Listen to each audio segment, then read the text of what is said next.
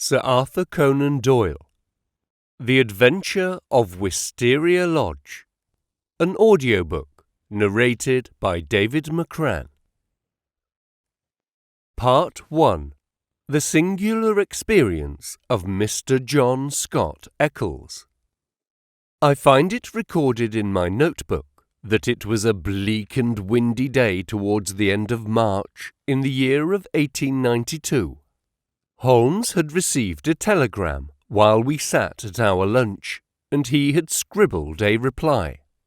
He made no remark, but the matter remained in his thoughts, for he stood in front of the fire afterwards with a thoughtful face, smoking his pipe and casting an occasional glance at the message. Suddenly he turned upon me with a mischievous twinkle in his eyes. "I suppose, Watson, we must look upon you as a man of letters," said he. "How do you define the word grotesque?" "Strange, remarkable," I suggested. He shook his head at my definition. "There is surely something more than that," said he. "Some underlying suggestion of the tragic and the terrible. If you cast your mind back to some of those narratives with which you have afflicted a long-suffering public, you will recognize how often the grotesque has deepened into the criminal. Think of that little affair of the red-headed men. That was grotesque enough on the outset, and yet it ended in a desperate attempt at robbery. Or again, there was that most grotesque affair of the 5 orange pips, which led straight to a murderous conspiracy. The word puts me on the alert." "Have you it there?" I asked. He read the telegram aloud. "Have just had most incredible and grotesque experience. May I consult you? Scott Eccles, Post Office, Charing Cross." "Man or woman?" I asked. "Oh, man, of course. No woman would ever send a reply-paid telegram. She would have come." "Will you see him?" "My dear Watson, you know how bored I have been since we locked up Colonel Carruthers. My mind is like a racing engine, tearing itself to pieces because it is not connected up with the work for which it was built. Life is commonplace. The papers are sterile. Audacity and romance seem to have passed forever from the criminal world. Can you ask me, then, whether I am ready to look into any new problem, however trivial it may prove? But here, unless I am mistaken, is our client." A measured step was heard upon the stairs, and a moment later a stout, tall, grey-whiskered and solemnly respectable person was ushered into the room. His life history was written in his heavy features and pompous manner. From his spats to his gold-rimmed spectacles he was a conservative, a churchman, a good citizen, orthodox and conventional to the last degree. But some amazing experience had disturbed his native composure and left its traces in his bristling hair, his flushed, angry cheeks, and his flurried, excited manner. He plunged instantly into his business. "I have a most singular and unpleasant experience, Mr. Holmes," said he. "Never in my life have I been placed in such a situation. It is most improper, most outrageous. I must insist upon some explanation." He swelled and puffed in his anger. "Pray sit down, Mr. Scott Eccles," said Holmes in a soothing voice. "May I ask, in the first place, why you came to me at all?" "Well, sir, it did not appear to be a matter which concerned the police, and yet, when you have heard the facts, you must admit that I could not leave it where it was. Private detectives are a class with whom I have absolutely no sympathy, but nonetheless, having heard your name—" "Quite so. But in the second place, why did you not come at once?" Holmes glanced at his watch. "It is 2:15, he said. "Your telegram was dispatched about 1. But no one can glance at your toilet and attire without seeing that your disturbance dates from the moment of your waking." Our client smoothed down his unbrushed hair and felt his unshaven chin. "You are right, Mr. Holmes. I never gave a thought to my toilet. I was only too glad to get out of such a house. But I have been running round making inquiries before I came to you. I went to the house agents, you know, and they said that Mr. Garcia's rent was paid up all right and that everything was in order at Wisteria Lodge." "Ho, ho, ho! Come, sir," said Holmes, laughing. "You are like my friend Dr. Watson, who has a bad habit of telling his stories wrong end foremost. Please arrange your thoughts and let me know, in their due sequence, exactly what those events are which have sent you out unbrushed and unkempt, with dress boots and waistcoat buttoned awry, in search of advice and assistance." Our client looked down with a rueful face at his own unconventional appearance. "Well, I'm sure that must look very bad, Mr. Holmes, and I'm not aware that in my whole life such a thing has ever happened before. But I will tell you the whole queer business, and when I have done so, you will admit, I am sure, that there has been enough to excuse me." But his narrative was nipped in the bud. There was a bustle outside, and Mrs. Hudson opened the door to usher in 2 robust and official-looking individuals, one of whom was well known to us as Inspector Gregson of Scotland Yard, an energetic, gallant, and, within his limitations, a capable officer. He shook hands with Holmes and introduced his comrade as Inspector Baynes of the Surrey Constabulary. "We are hunting together, Mr. Holmes, and our trail lay in this direction." He turned his bulldog eyes upon our visitor. "Are you Mr. John Scott Eccles of Popham House, Lee?" "I am." "We have been following you about all the morning." "You traced him through the telegram, no doubt," said Holmes. "Exactly, Mr. Holmes. We picked up the scent at Charing Cross Post Office and came on here." "But why do you follow me? What do you want?" "We wish a statement, Mr. Scott Eccles, as to the events which led up to the death last night of Mr. Aloysius Garcia of Wisteria Lodge, near Esher." Our client had sat up with staring eyes and every tinge of colour struck from his astonished face. "Dead? Did you say dead?" "Yes, sir, he is dead." "But how? An accident? Murder, if ever there was one upon earth." "Good God, this is awful. You don't mean that I am suspected?" "A letter of yours was found in the dead man's pocket, and we know by it that you had planned to pass last night at his house." "So I did." "Oh, you did you?" Out came the official notebook. "Wait a bit, Gregson," said Sherlock Holmes. "All you desire is a plain statement, is it not? And it is my duty to warn Mr. Scott Eccles that it may be used against him. Mr. Eccles was going to tell us about it when you entered the room. I think, Watson, a brandy and soda would do him no harm. Now, sir, I suggest you take no notice of this addition to your audience, and that you proceed with your narrative exactly as you would have done had you never been interrupted."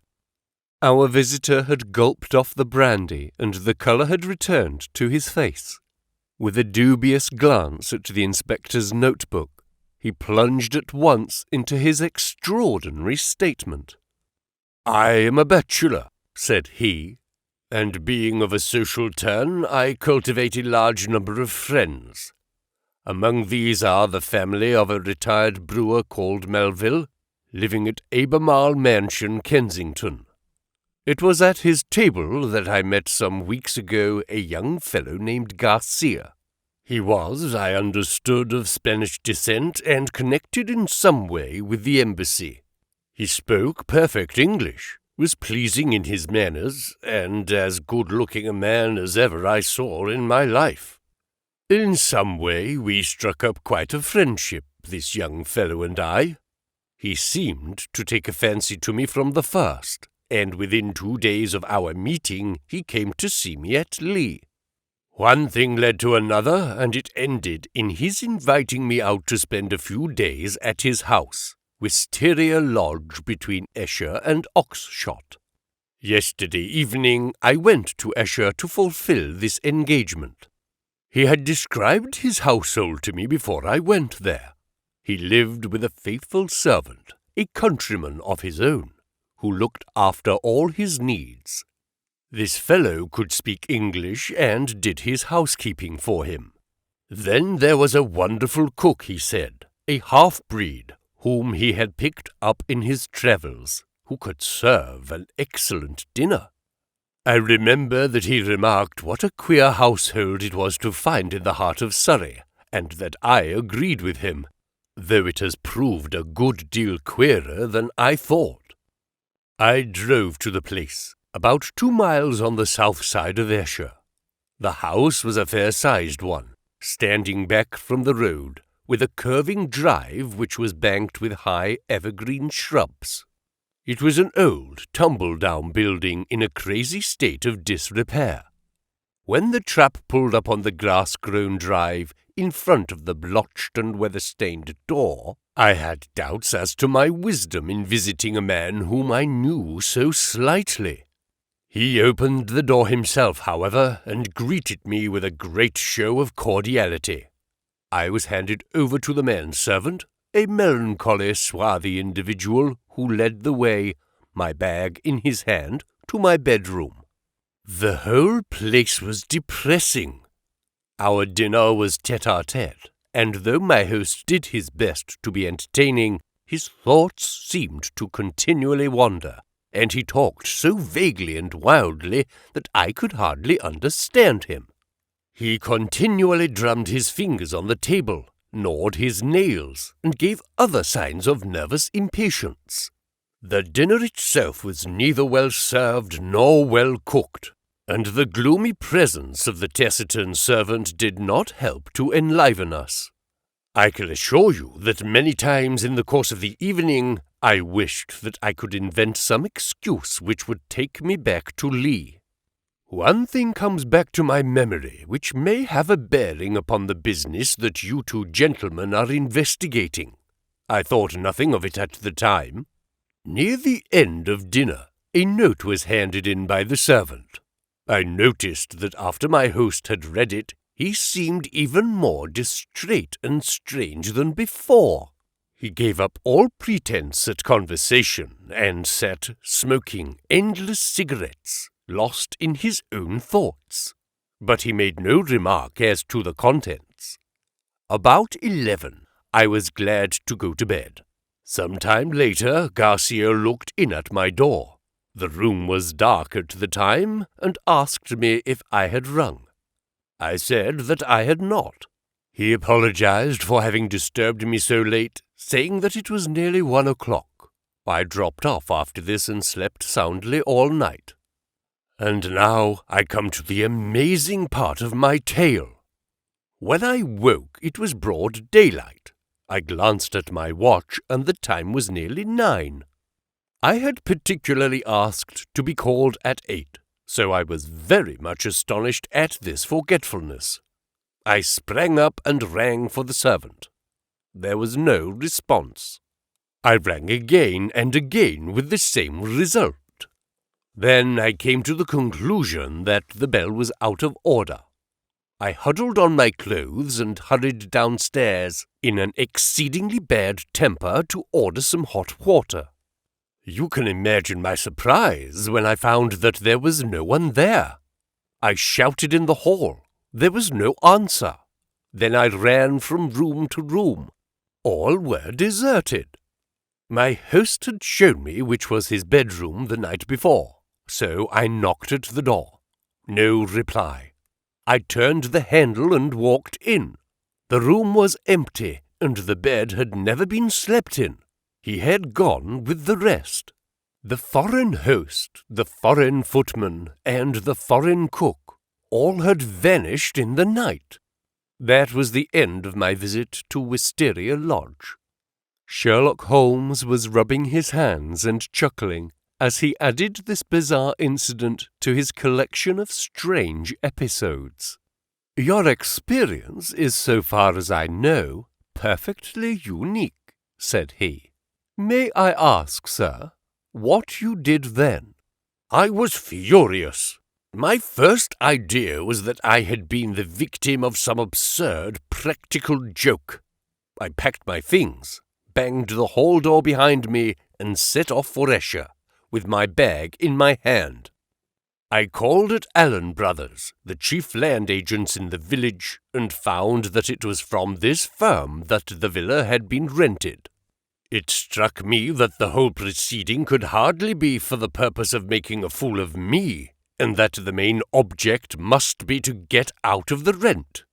It is late in March, so quarter day is at hand. But this theory would not work. The agent was obliged to me for my warning, but told me that the rent had been paid in advance. Then I made my way to town and called at the Spanish embassy. The man was unknown there. After this, I went to see Melville, at whose house I had first met Garcia, but I found that he really knew rather less about him than I did. Finally, when I got your reply to my wire, I came out to you, since I gather that you are a person who gives advice in difficult cases. But now, Mr. Inspector, I understand from what you said when you entered the room that you can carry the story on, and that some tragedy had occurred. I can assure you that every word I have said is the truth, and that, outside of what I have told you, I know absolutely nothing about the fate of this man. My only desire is to help the law in every possible way." "I am sure of it, Mr. Scott Eccles, I am sure of it," said Inspector Gregson in a very amiable tone. "I am bound to say that everything which you have said agrees very closely with the facts as they have come to our notice. For example, there was that note which arrived during dinner. Did you chance to observe what became of it?" "Yes, I did. Garcia rolled it up and threw it into the fire." "What do you say to that, Mr. Baynes?" The country detective was a stout, puffy red man whose face was only redeemed from grossness by two extraordinarily bright eyes, almost hidden behind the heavy creases of cheek and brow. With a slow smile, he drew a folded and discoloured scrap of paper from his pocket. "It was a dog grate, Mr. Holmes, and he overpitched it. I picked this out unburned from the back of it." Holmes smiled his appreciation. "You must have examined the house very carefully to find a single pellet of paper." "I did, Mr. Holmes. It's my way. Shall I read it, Mr. Gregson?" The Londoner nodded. "The note is written upon ordinary cream-laid paper without watermark. It is a quarter sheet. The paper is cut off in 2 snips with short-bladed scissors. It has been folded over 3 times and sealed with purple wax, put on hurriedly and pressed down with some flat oval object. It is addressed to Mr. Garcia, Wisteria Lodge. It says, 'Our own colours, green and white. Green open, white shut. Main stair, first corridor, 7th right, green baize. Godspeed, D.' It is a woman's writing, done with a sharp-pointed pen, but the address is either done with another pen or by someone else. It is thicker and bolder, as you see." "A very remarkable note," said Holmes, glancing it over. "I must compliment you, Mr. Baynes, upon your attention to detail in your examination of it. A few trifling points might perhaps be added. The oval seal is undoubtedly a plain sleeve link. What else is of such a shape? The scissors were bent nail scissors. Short as the 2 snips are, You can distinctly see the same slight curve in each." The country detective chuckled. "I thought I had squeezed all the juice out of it, but I see there was a little over," he said. "I'm bound to say that I make nothing of the note except that there was something on hand, and that a woman, as usual, was at the bottom of it." Mr. Scott Eccles had fidgeted in his seat during this conversation. "I'm glad you found the note, since it corroborates my story," said he. "But I beg to point out that I have not yet heard what has happened to Mr. Garcia, nor what has become of his household." "As to Garcia," said Gregson, "that is easily answered. He was found dead this morning upon Oxshott Common, nearly a mile from his home. His head had been smashed to a pulp by heavy blows of a sandbag or some such instrument which had crushed rather than wounded. It is a lonely corner, and there is no house within a quarter of a mile of the spot. He had apparently been struck down first from behind, but his assailant had gone on beating him long after he was dead. It was a most furious assault. There are no footsteps nor any clue to the criminals." "Robbed?" "No, there was no attempt at robbery." "This is very painful and terrible," said Mr. Scott Eccles in a querulous voice. "But it is really uncommonly hard on me. I had nothing to do with my host going off upon a nocturnal excursion and meeting so sad an end. How do I come to be mixed up with the case?" "Very simply, sir," Inspector Baynes answered. "The only document found in the pocket of the deceased was a letter from you saying that you would be with him on the night of his death. It was the envelope of this letter which gave us the dead man's name and address. It was after 9 this morning when we reached the house, and found neither you nor anyone else inside it. I wired to Mr. Gregson to run you down in London while I examined Wisteria Lodge. Then I came into town, joined Mr. Gregson, and here we are." "I think now," said Gregson, rising, "we had best put this matter into an official shape. You will come round with us to the station, Mr. Scott Eccles, and let us have your statement in writing." "Certainly, I will come at once, but I retain your services, Mr. Holmes, as I desire you to spare no expense and no pains to get at the truth." My friend turned to the country inspector. "I suppose that you have no objection to my collaborating with you, Mr. Baynes?" "Highly honoured, sir, I am sure." "You appear to have been very prompt and businesslike in all that you have done. Was there any clue, may I ask, as to the exact hour that the man met his death?" "He had been there since 1 o'clock. There was rain about that time, and his death had certainly been before the rain." "But that is perfectly impossible, Mr. Baynes," cried our client. "His voice is unmistakable. I could swear to it that it was he who addressed me in my bedroom at that very hour." "Remarkable, but by no means impossible," said Holmes, smiling. "You have a clue?" asked Gregson. "On the face of it, the case is not a very complex one, though it certainly presents some novel and interesting features. A further knowledge of facts is necessary before I would venture to give a final and definite opinion. By the way, Mr. Baynes, did you find anything remarkable besides this note in your examination of the house?" The detective looked at my friend in a singular way. "There were," said he, "one or two very remarkable things. Perhaps when I have finished at the police station, you would care to come out and give me your opinion of them?" "I am entirely at your service," said Sherlock Holmes, ringing the bell. "You will show these gentlemen out, Mrs. Hudson, and kindly send the boy with this telegram. He is to pay a 5-shilling reply." We sat for some time in silence after our visitors had left. Holmes smoked hard, with his brows drawn down over his keen eyes, and his head thrust forward in the eager way characteristic of the man. "Well, Watson," he asked, turning suddenly upon me, "what do you make of it?"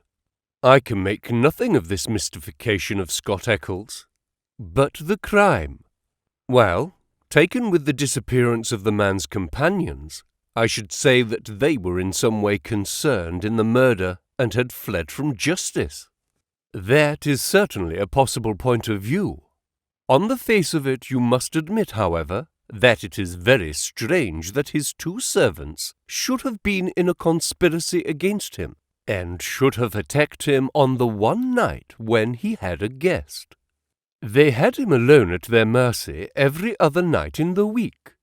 Then why did they fly? Quite so.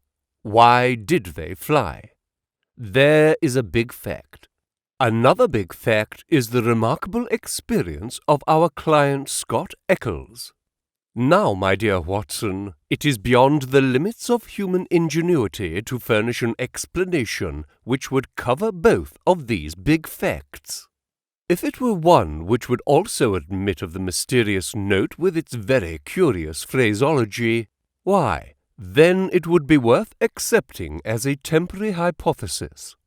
If the fresh facts which come to our knowledge all fit themselves into the scheme, then our hypothesis may gradually become a solution. But what is our hypothesis? Holmes leaned back in his chair with half-closed eyes. You must admit, my dear Watson, that the idea of a joke is impossible. There were grave events afoot, as the sequel showed, and the coaxing of Scott Eccles to Wisteria Lodge had some connection with them. But what possible connection? Let us take it link by link. There is, on the face of it, something unnatural about this strange and sudden friendship between the young Spaniard and Scott Eccles. It was the former who forced the pace. He called upon Eccles at the other end of London on the very day after he first met him, and he kept in close touch with him until he got him down to Esher. Now, what did he want with Eccles? What could Eccles supply? I see no charm in the man. He is not particularly intelligent, not a man likely to be congenial to a quick-witted Latin. Why then was he picked out from all the other people whom Garcia met as particularly suited to his purpose? Has he any one outstanding quality? I say that he has.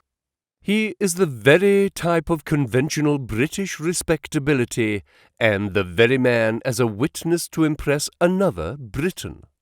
You saw yourself how neither of the inspectors dreamed of questioning his statement, extraordinary as it was.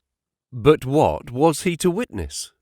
Nothing, as things turned out, but everything had they gone another way. That is how I read the matter. I see. He might have proved an alibi. Exactly, my dear Watson. He might have proved an alibi. We will suppose, for argument's sake, that the household of Wisteria Lodge are confederates in some design. The attempt, whatever it may be, is to come off, we will say, before 1 o'clock. By some juggling of the clocks, it is quite possible that they may have got Scott Eccles to bed earlier than he thought. But in any case, it is likely that when Garcia went out of his way to tell him that it was 1, it was really not more than 12. If Garcia could do whatever he had to do and be back by the hour mentioned, he had evidently a powerful reply to any accusation. Here was the irreproachable Englishman, ready to swear in any court of law that the accused was in the house all the time. It was an insurance against the worst. Yes, I see that. But how about the disappearance of the others? I have not all my facts yet, but I do not think there are any insuperable difficulties.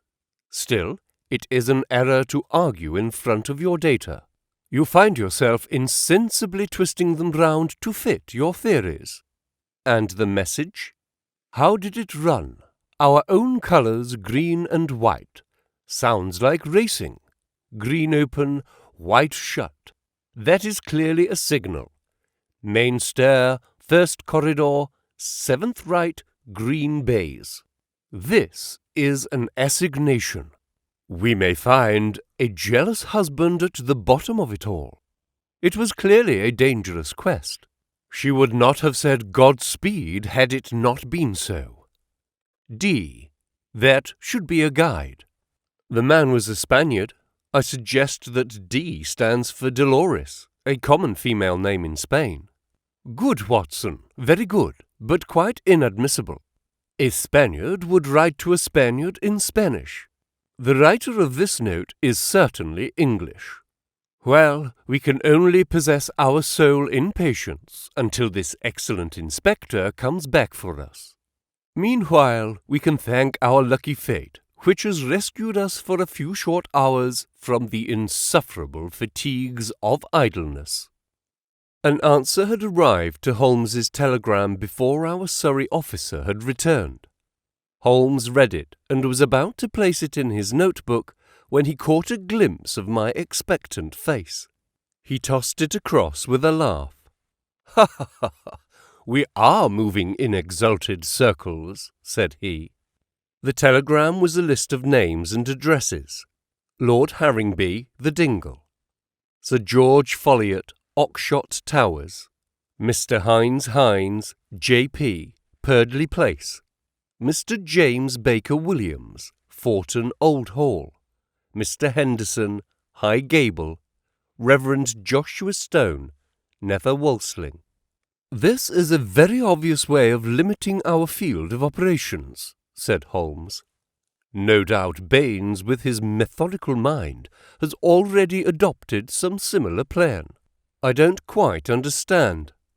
"Well, my dear fellow, we have already arrived at the conclusion that the message received by Garcia at dinner was an appointment or an assignation. Now, if the obvious reading of it is correct, and in order to keep the tryst, one has to ascend a main stair and seek the 7th door in a corridor, it is perfectly clear that the house is a very large one. It is equally certain that this house cannot be more than a mile or two from Oxshott, since Garcia was walking in that direction and hoped, according to my reading of the facts, to be back in Wisteria Lodge in time to avail himself of an alibi, which would only be valid up to 1 o'clock. As the number of large houses close to Oxshott must be limited, I adopted the obvious method of sending to the agents mentioned by Scott Eccles and obtaining a list of them. Here they are in this telegram, and the other end of our tangled skein must lie among them. It was nearly 6 o'clock before we found ourselves in the pretty Surrey village of Esher, with Inspector Baynes as our companion. Holmes and I had taken things for the night and found comfortable quarters at the Bull. Finally, we set out in the company of the detective on our visit to Wisteria Lodge. It was a cold, dark March evening, with a sharp wind and a fine rain beating upon our faces, a fit setting for the wild common over which our road passed and the tragic goal to which it led us. Part 2. The Tiger of San Pedro. A cold and melancholy walk of a couple of miles brought us to a high wooden gate, which opened into a gloomy avenue of chestnuts. The curved and shadowed drive led us to a low dark house, pitch black against a slate-coloured sky. From the front window upon the left of the door there peeped a glimmer of a feeble light. "There's a constable in possession," said Baynes. "I will knock at the window." He stepped across the grass plot and tapped with his hand on the pane. Through the fogged glass I dimly saw a man spring up from a chair beside the fire, and heard a sharp cry from within the room. An instant later, a white-faced, hard-breathing policeman had opened the door, the candle wavering in his trembling hand. "What's the matter, Walters?" asked Baynes sharply. The man mopped his forehead with his handkerchief and gave a long sigh of relief. "I'm glad you've come, sir. It has been a long evening, and I don't think my nerve is as good as it was." "Your nerve, Walters? I should not have thought you had a nerve in your body." "Well, sir, it's this lonely silent house and the queer thing in the kitchen. Then when you tapped at the window, I thought it had come again." "That what had come again?" "The devil, sir, for all I know. It was at the window." "What was at the window? And when?" "It was just about 2 hours ago. The light was just fading. I was sitting reading in the chair. I don't know what made me look up, but there was a face looking in at me through the lower pane. Lord, sir, what a face it was! I'll see it in my dreams." "Tut, tut, Walters. This is not talk for a police constable." "I know, sir, I know. But it shook me, sir, and there's no use to deny it. It wasn't black, sir, nor was it white, nor any colour that I know, but a kind of queer shade like clay with a splash of milk in it. Then there was the size of it. It was twice yours, sir, and the look of it, the great staring goggle eyes, and the line of white teeth like a hungry beast. I tell you, sir, I couldn't move a finger, nor get my breath, till it whisked away and was gone. Out I ran and through the shrubbery, but thank God there was no one there." "If I didn't know you were a good man, Walters, I should have put a black mark against you for this. If it were the devil himself, a constable on duty should never thank God that he could not lay his hands upon him. I suppose the whole thing is not a vision and a touch of nerves?" "That, at least, is very easily settled," said Holmes, lighting his little pocket lantern. "Yes," he reported, after a short examination of the grass bed. "A number 12 shoe, I should say. If he was all on the same scale as his foot, he must certainly have been a giant." "What became of him?" "He seems to have broken through the shrubbery and made for the road." "Well," said the inspector, with a grave and thoughtful face, "whoever he may have been, and whatever he may have wanted, he's gone for the present, and we have more immediate things to attend to. Now, Mr. Holmes, with your permission, I will show you round the house." The various bedrooms and sitting rooms had yielded nothing to a careful search. Apparently the tenants had brought little or nothing with them, and all the furniture, down to the smallest details, had been taken over with the house. A good deal of clothing with the stamp of Marks & Co., High Holborn, had been left behind. Telegraphic inquiries had been already made, which showed that Marks knew nothing of his customer save that he was a good payer. Odds and ends, some pipes, a few novels, 2 of them in Spanish, an old-fashioned pinfire revolver, and a guitar were among the personal property. "Nothing in all this," said Baynes, stalking, candle in hand, from room to room. "But now, Mr. Holmes, I invite your attention to the kitchen." It was a gloomy, high-ceilinged room at the back of the house, with a straw litter in one corner, which served apparently as a bed for the cook. The table was piled with half-eaten dishes and dirty plates, the debris of last night's dinner. "Look at this," said Baynes. "What do you make of it?" He held up his candle before an extraordinary object which stood at the back of the dresser. It was so wrinkled and shrunken and withered that it was difficult to say what it might have been. One could but say that it was black and leathery, and that it bore some resemblance to a dwarfish human figure.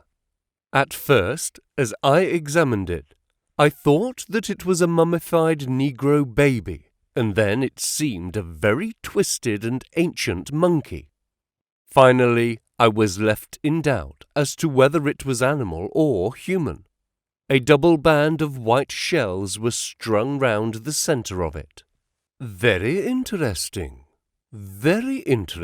indeed," said Holmes, peering at this sinister relic. "Anything more?" In silence, Baynes led the way to the sink and held forward his candle. The limbs and body of some large white bird, torn savagely to pieces with the feathers still on, were littered all over it. Holmes pointed to the wattles on the severed head. "A white cock," said he. "Most interesting. It is really a very curious case." But Mr. Baynes had kept his most sinister exhibit to the last. From under the sink he drew a zinc pail which contained a quantity of blood. Then, from the table, he took a platter heaped with small pieces of charred bone. "Something has been killed, and something has been burned. We raked all these out of the fire. We had a doctor in this morning. He says that they are not human." Holmes smiled and rubbed his hands. "I must congratulate you, Inspector, on handling so distinctive and instructive a case.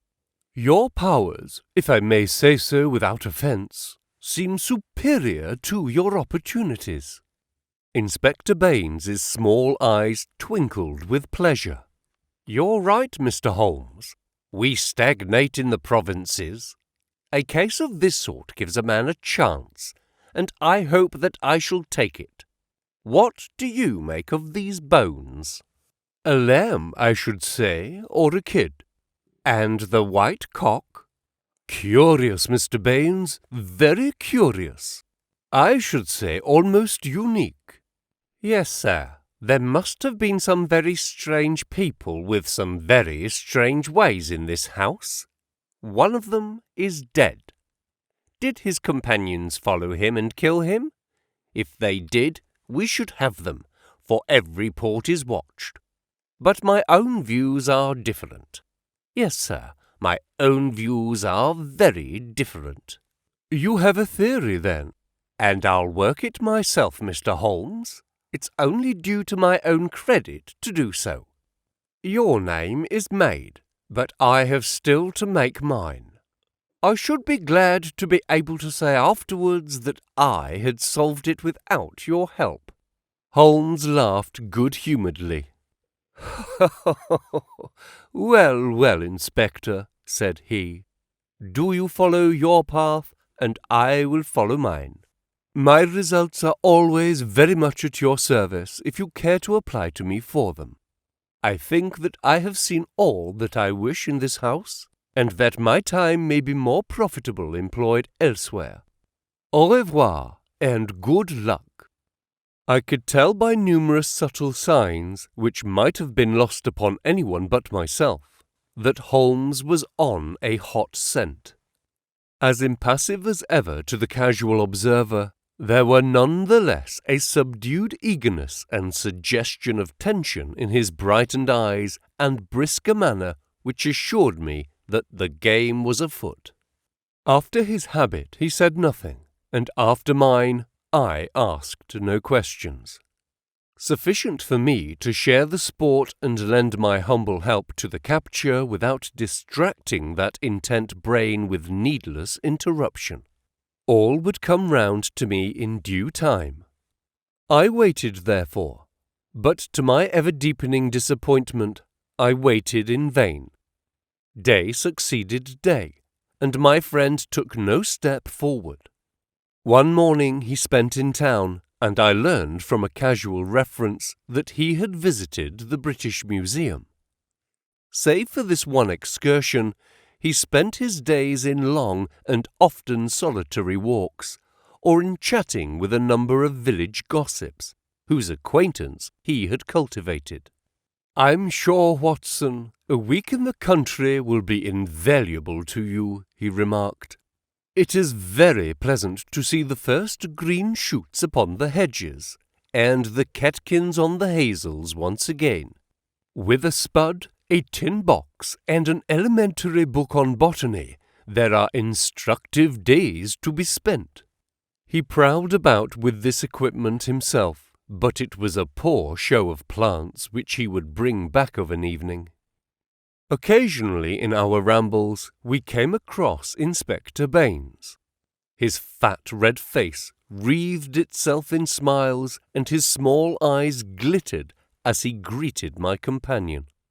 He said little about the case, but from that little we gathered that he also was not dissatisfied at the course of events. I must admit, however, that I was somewhat surprised when, some 5 days after the crime, I opened my morning paper to find in large letters, "The Oxshott Mystery, a Solution, Arrest of Supposed Assassin." Holmes sprang in his chair as if he had been stung when I read the headlines. "By Jove!" he cried. "You don't mean that Baynes has got him?" "Apparently," said I as I read the following report. Great excitement was caused in Esher and the neighbouring district when it was learned late last night that an arrest had been effected in connection with the Oxshott murder.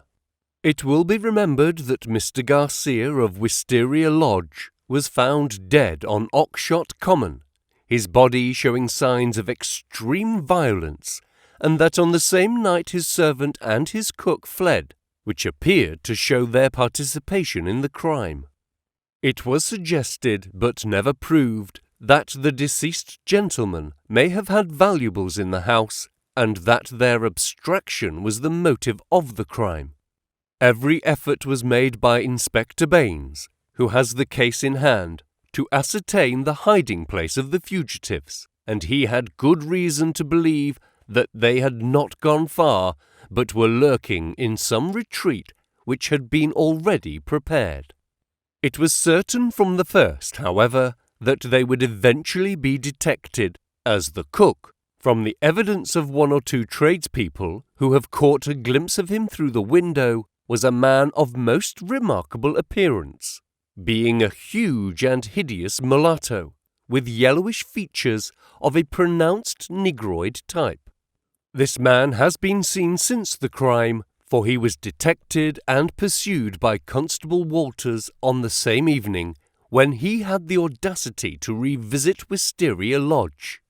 Inspector Baynes, considering that such a visit must have some purpose in view, and was likely, therefore, to be repeated, abandoned the house, but left an ambuscade in the shrubbery. The man walked into the trap, and was captured last night after a struggle in which Constable Downing was badly bitten by the savage. We understand that when the prisoner is brought before the magistrates, a remand will be applied for by the police, and that great developments are hoped for from his capture. "Really, we must see Baynes at once," cried Holmes, picking up his hat. "We will just catch him before he starts." We hurried down the village street and found, as we had expected, that the inspector was just leaving his lodgings. "You've seen the paper, Mr. Holmes?" he asked, holding one out to us. "Yes, Baynes, I've seen it. Pray, don't think it a liberty if I give you a word of friendly warning." "Of warning, Mr. Holmes?" "I have looked into the case with some care, and I am not convinced that you are on the right lines. I don't want you to commit yourself too far unless you are sure." "You're very kind, Mr. Holmes." "I assure you I speak for your good." It seemed to me that something like a wink quivered for an instant over one of Mr. Baynes's tiny eyes. "We agreed to work on our own lines, Mr. Holmes. That's what I am doing." "Oh, very good," said Holmes. "Don't blame me." "No, sir. I believe you mean well by me, but we all have our own systems, Mr. Holmes. You have yours, and maybe I have mine." "Let us say no more about it." "You're welcome always to my news. This fellow is a perfect savage, as strong as a cart horse and as fierce as the devil. He chewed Downing's thumb nearly off before they could master him. He hardly speaks a word of English, and we can get nothing out of him but grunts." "And you think you have evidence that he murdered his late master?" "I didn't say so, Mr. Holmes. I didn't say so. We all have our little ways. You try yours, and I will try mine. That's the agreement." Holmes shrugged his shoulders as we walked away together. "I can't make that man out. He seems to be riding for a fall. Well, as he says, we must each try our own way and see what comes of it. But there's something in Inspector Baynes which I can't quite understand." "Just sit down in that chair, Watson," said Sherlock Holmes, when we had returned to our apartment at the Bull. "I want to put you in touch with the situation, as I may need your help tonight. Let me show you the evolution of this case so far as I have been able to follow it. Simple as it has been in its leading features, it has none the less presented surprising difficulties in the way of an arrest. There are gaps in that direction which we have still to fill. We will go back to the note which was handed in to Garcia upon the evening of his death. We may put aside this idea of Baynes's that Garcia's servants were concerned in the matter. The proof of this lies in the fact that it was he who had arranged for the presence of Scott Eccles, which could only have been done for the purpose of an alibi. It was Garcia, then, who had an enterprise, and apparently a criminal enterprise, in hand that night in the course of which he met his death. I say criminal because only a man with a criminal enterprise desires to establish an alibi. Who, then, is most likely to have taken his life? Surely the person against whom the criminal enterprise was directed. So far it seems to me that we are on safe ground. We can now see a reason for the disappearance of Garcia's household. They were all confederates in the same unknown crime. If it came off when Garcia returned, any possible suspicion would be warded off by the Englishman's evidence, and all would be well. But the attempt was a dangerous one, and if Garcia did not return by a certain hour, it was probable that his own life had been sacrificed. It had been arranged, therefore, that in such a case his two subordinates were to make for some prearranged spot where they could escape investigation and be in a position afterwards to renew their attempt. That would fully explain the facts, would it not? The whole inexplicable tangle seemed to straighten out before me. I wondered, as I always did, how it had not been obvious to me before. But why should one servant return? We can imagine that in the confusion of flight, something precious, something which he could not bear to part with, had been left behind. That would explain his persistence, would it not? Well, what is the next step? The next step is the note received by Garcia at the dinner. It indicates a confederate at the other end. Now, where was the other end? I have already shown you that it could only lie in some large house, and that the number of large houses is limited.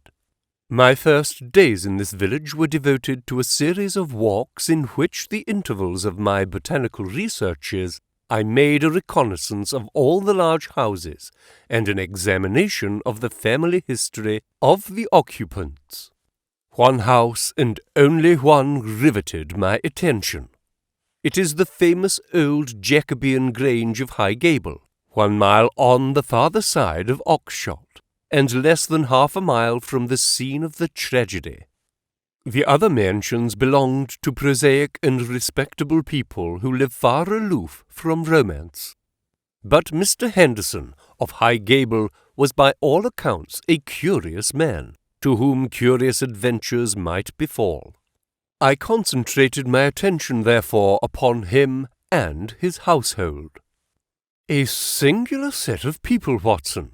The man himself the most singular of them all. I managed to see him on a plausible pretext, but I seemed to read in his dark, deepest, brooding eyes that he was perfectly aware of my true business. He is a man of 50, strong, active, with iron-grey hair, great bunched black eyebrows, the step of a deer, and the air of an emperor. A fierce, masterful man, with a red-hot spirit behind his parchment face. He is either a foreigner or has lived long in the tropics, for he is yellow and sapless, though tough as whipcord. His friend and secretary, Mr. Lucas, is undoubtedly a foreigner, chocolate brown, wily, suave and cat-like, with a poisonous gentleness of speech. You see, Watson, we have already come upon 2 sets of foreigners, one at Wisteria Lodge and one at High Gable, so our gaps are beginning to close. These 2 men, close and confidential friends, are the centre of the household. But there is one other person, who, for our immediate purpose, may be even more important. Henderson has 2 children, girls of 11 and 13. Their governess is a Miss Burnett, an Englishwoman of 40 or thereabouts. There is also one confidential manservant. This little group forms the real family, for they travel about together, and Henderson is a great traveller, always on the move. It is only within the last weeks that he has returned after a year's absence to High Gable. I may add that he is enormously rich, and whatever his whims may be, he can very easily satisfy them. For the rest, his house is full of butlers, footmen, maidservants, and the usual overfed, underworked staff of a large English country house. So much I learned partly from the village gossip and partly from my own observation.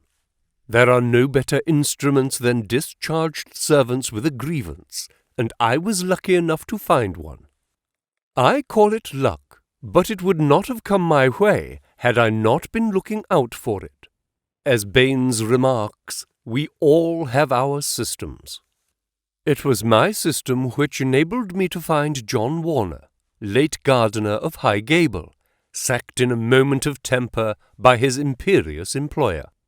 He, in turn, had friends among the indoor servants who unite in their fear and dislike of their master. So I had my key to the secrets of the establishment. Curious people, Watson. I don't pretend to understand it all yet, but very curious people anyway. It's a double-winged house, and the servants live on one side, the family on the other. There's no link between the two, save for Henderson's own servant, who serves the family's meals.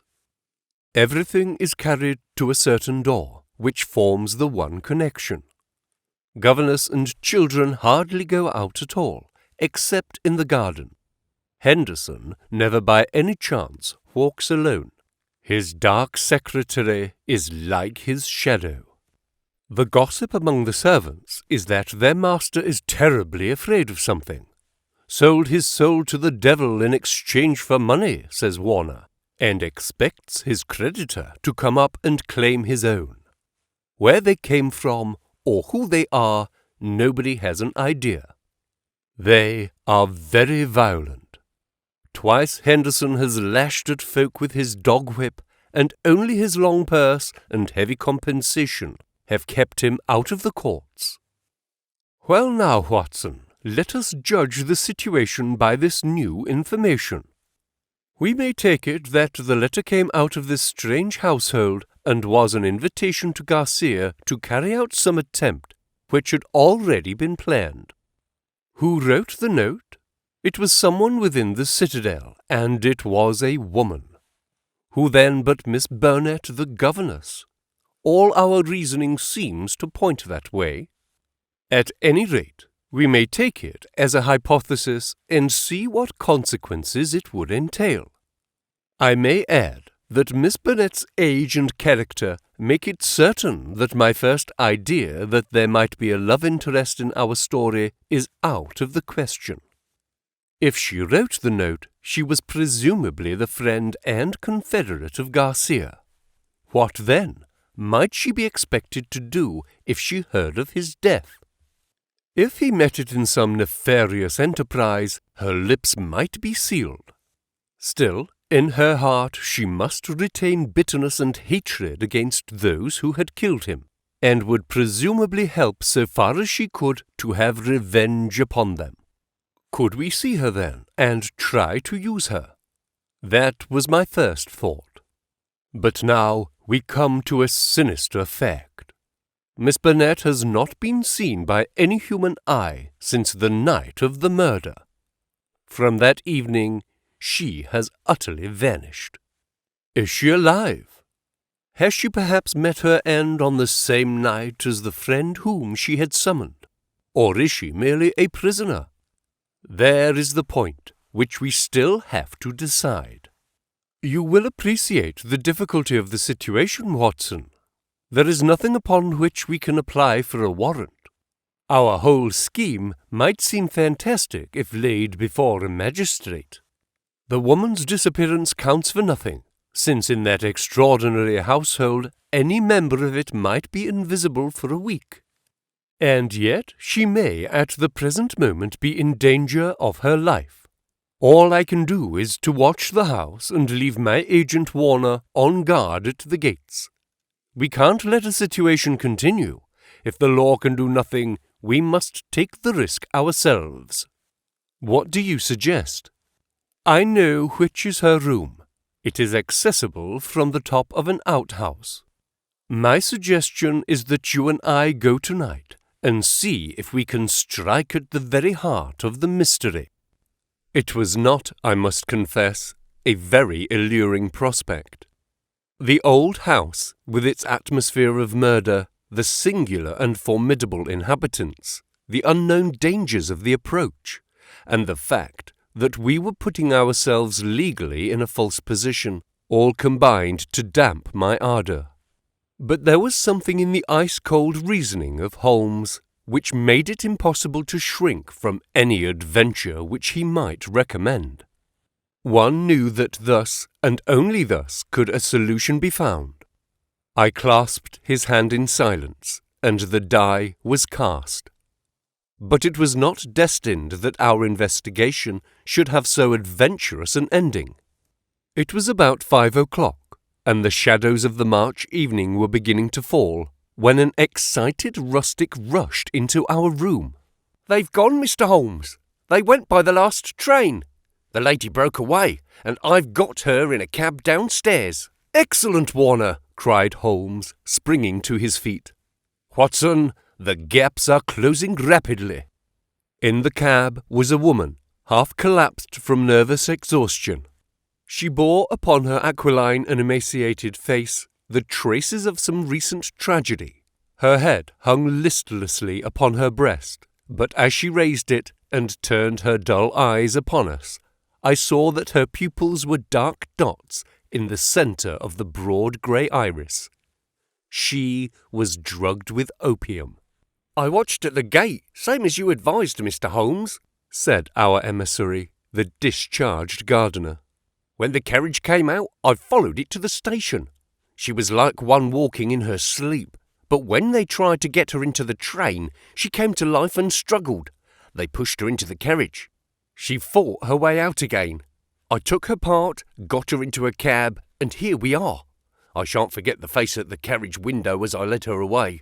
I'd have a short life if he had his way, the black-eyed, scowling, yellow devil." We carried her upstairs, laid her on the sofa, and a couple of cups of the strongest coffee soon cleared her brain from the mists of the drug. Baynes had been summoned by Holmes, and the situation rapidly explained to him. "Why, sir, you've got me the very evidence I want," said the inspector warmly, shaking my friend by the hand. "I was on the same scent as you from the first." "What? You were after Henderson?" "Why, Mr. Holmes, when you were crawling in the shrubbery at High Gable, I was up one of the trees in the plantation and saw you down below. It was just who would get his evidence first." "Then why did you arrest the mulatto?" Baynes chuckled. "I was sure Henderson, as he calls himself, felt that he was suspected, and that he would lie low and make no move so long as he thought he was in any danger. I arrested the wrong man to make him believe that our eyes were off him. I knew he would be likely to clear off then and give us a chance of getting at Miss Burnett." Holmes laid his hand on the inspector's shoulder. "You will rise high in your profession. You have instinct and intuition," said he. Baynes flushed with pleasure. "I've had a plainclothes man waiting at the station all week. Wherever the Highgable folk go, he will keep them in sight. But he must have been hard put to it when Miss Burnett broke away. However, your man picked her up, and it all ends well. We can't arrest without her evidence, that is clear, so the sooner we get a statement, the better." "Every minute she gets stronger," said Holmes, glancing at the governess. "But tell me, Baynes, who is this man Henderson?" "Henderson," the inspector answered, "is Don Murillo, once called the Tiger of San Pedro." The Tiger of San Pedro. The whole history of the man came back to me in a flash. He had made his name as the most lewd and bloodthirsty tyrant that had ever governed any country with a pretence to civilization. Strong, fearless, and energetic, he had sufficient virtue to enable him to impose his odious vices upon a cowering people for 10 or 12 years. His name was a terror through all Central America. At the end of that time, there was a universal rising against him. But he was as cunning as he was cruel, and at the first whisper of coming trouble, he had secretly conveyed his treasures aboard a ship which was manned by devoted adherents. It was an empty palace which was stormed by the insurgents next day. The dictator, his 2 children, his secretary, and his wealth had all escaped them. From that moment he had vanished from the world, and his identity had been a frequent subject for comment in the European press. "Yes, sir, Don Murillo, the Tiger of San Pedro," said Baynes. "If you look it up, you will find that the San Pedro colours are green and white, same as in the note, Mr. Holmes. Henderson he called himself, but I traced him back Paris and Rome and Madrid to Barcelona, where his ship came in '86. They've been looking for him all the time for their revenge, but it is only now that they have begun to find him out." "They discovered him a year ago," said Miss Burnett, who had sat up and was now entirely following the conversation. "Once already his life had been attempted, but some evil spirit shielded him. Now again it is the noble, chivalrous Garcia who has fallen, while the monster goes safe. But another will come, and yet another, until some day justice will be done. That is as certain as the rise of tomorrow's sun." Her thin hands clenched, and her worn face blanched with the passion of hatred. "But how come you into this matter, Miss Burnett?" asked Holmes. "How can an English lady join in such a murderous affair?" "I join in it because there is no other way in the world by which justice can be gained.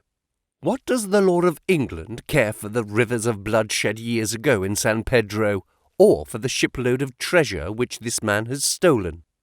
To you they are like crimes committed in some other planet, but we know. We have learnt the truth in sorrow and in suffering. To us there is no fiend in hell like Juan Murillo, and no peace in life while his victims still cry for vengeance." "No doubt," said Holmes. "He was, as you say. I have heard that he was atrocious. But how are you affected?" "I will tell you it all. This villain's policy was to murder, on one pretext or another, every man who showed such promise that he might in time come to be a dangerous rival. My husband, yes, my real name is Signora Victor Durando, was the San Pedro minister in London. He met me and married me there. A nobler man never lived upon earth. Unhappily, Murillo heard of his excellence, recalled him on some pretext, and had him shot. With a premonition of his fate, he had refused to take me with him. His estates were confiscated, and I was left with a pittance and a broken heart. Then came the downfall of the tyrant. He escaped, as you have just described. But the many whose lives he had ruined, whose nearest and dearest had suffered torture and death at his hands, would not let the matter rest. They banded themselves into a society which should never be dissolved until the work was done. It was my part, after we had discovered in the transformed Henderson the fallen despot, to attach myself to his household and keep the others in touch with his movements. This I was able to do by securing the position of governess in his family. He little knew that the woman who faced him at every meal was the woman whose husband he had hurried at an hour's notice into eternity. I smiled on him, did my duty to his children, and bided my time. An attempt was made in Paris and failed. We zigzagged swiftly here and there over Europe to throw off the pursuers, and finally returned to this house, which we had taken upon his first arrival in England. But here also the ministers of justice were waiting. Knowing that he would return there, Garcia, who is the son of the former highest dignitary in San Pedro, was waiting with 2 trusty companions of humble station, all 3 fired with the same reasons for revenge. He could do little during the day, for Murillo took every precaution and never went out save with his satellite Lucas, or Lopez as he was known in the days of his greatness.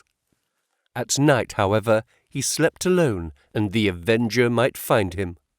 On a certain evening, which had been prearranged, I sent my friend final instructions, for the man was forever on the alert and continually changed his room. I was to see that the doors were open, and the signal of a green or white light in a window which faced the drive was to give notice if all was safe, or if the attempt had better be postponed. But everything went wrong with us. In some way I had excited the suspicion of Lopez, the secretary. He crept up behind me, sprang upon me just as I had finished the note. He and his master dragged me to my room and held judgment upon me as a convicted traitress. Then and there they would have plunged their knives into me could they have seen how to escape the consequences of the deed. Finally, after much debate, they concluded that my murder was too dangerous, but they determined to get rid forever of Garcia. They had gagged me, and Murillo twisted my arm round until I gave him the address. I swear that he might have twisted it off had I understood what it would mean to Garcia. Lopez addressed the note which I had written, sealed it with his sleeve link, and sent it by the hand of the servant, Jose. How they murdered him I do not know, save that it was Murillo's hand who struck him down, for Lopez had remained to guard me. I believe he must have waited among the gorse bushes, through which the path winds, and struck him down as he passed. At first they were of a mind to let him enter the house and to kill him as a detected burglar, but they argued that if they were mixed up in an inquiry, their own identity would at once be publicly disclosed, and they would be open to further attacks. With the death of Garcia, the pursuit might cease, since such a death might frighten others from their task. All would now have been well for them had it not been for my knowledge of what they had done. I have no doubt that there were times when my life was in the balance. I was confined to my room, terrorized by the most horrible threats, cruelly ill-used to break my spirit. See this stab on my shoulder and the bruises from end to end of my arms? And a gag was thrust into my mouth on the one occasion when I tried to call from the window. For 5 days this cruel imprisonment continued, with hardly enough food to hold body and soul together. This afternoon a good lunch was brought me, but the moment after I took it I knew that I had been drugged. In a sort of dream I remember being half led, half carried to the carriage. In the same state I was conveyed to the train. Only then, when the wheels were almost moving, did I suddenly realize that my liberty lay in my own hands. I sprung out, they tried to drag me back, and had it not been for the help of this good man, who led me to the cab, I should never have broken away. Now, thank God I am beyond their power forever. We had all listened intently to this remarkable statement. It was Holmes who broke the silence. "Our difficulties are not over," he remarked, shaking his head. "Our police work ends, but our legal work begins. Exactly, said I. A plausible lawyer could make it out as an act of self-defense. There may be 100 crimes in the background, but it is only on this one that they can be tried. Come, come, said Baynes cheerily. I think better of the law than that. Self-defense is one thing. To entice a man in cold blood with the object of murdering him is another, whatever danger you may fear from him. No, no, we shall all be justified when we see the tenants of High Gable at the next Guildford Assizes. It is a matter of history, however, that a little time was still to elapse before the Tiger of San Pedro should meet with his deserts. Wily and bold, he and his companion threw their pursuer off their track by entering a lodging-house in Edmonton Street and leaving by the back gate into Curzon Square. From that day they were seen no more in England. Some 6 months afterwards, the Marquess of Montalva and Signor Rulli, his secretary, were both murdered in their rooms at the Hotel Escurial at Madrid. The crime was ascribed to nihilism, and the murderers were never arrested. Inspector Baynes visited us at Baker Street with a printed description of the dark face of the secretary and of the masterful features, the magnetic black eyes and tufted brows of his master. We could not doubt that justice, if belated, had come at last. "A chaotic case, my dear Watson," said Holmes over an evening pipe. "It will not be possible for you to present in that compact form which is dear to your heart.